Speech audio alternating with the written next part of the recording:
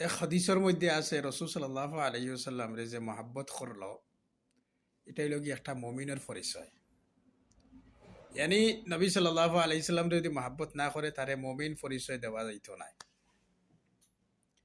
2 নম্বর আর একটা হাদিসের মধ্যে হওয়া যায় নবী সাল্লাল্লাহু আলাইহি সাল্লামের সুন্নতের যে মহাব্বত করলো, রসুল সাল্লাল্লাহু আলাইহি সাল্লাম রে মহাব্বত করলো। আর যে রসুল সাল্লাল্লাহু আলাইহি সাল্লামর সুন্নতরে মহাব্বত করলো, হে রসুল সাল্লাল্লাহু আলাইহি সাল্লাম ওর লগে জান্নাতের মধ্যে দাখিল হইল।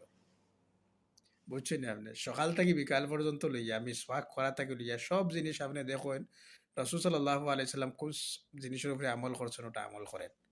যদি আপনি রসুল সাল্লাল্লাহু আলাইহি সুন্নতর ভালোবাসেন, মহাব্বত করেন, তাহলে আপনি রসুল সাল্লাল্লাহু আলাইহি সাল্লামের লগের জন্য তো আপনি দাখিল হইবা, ঢুকবা।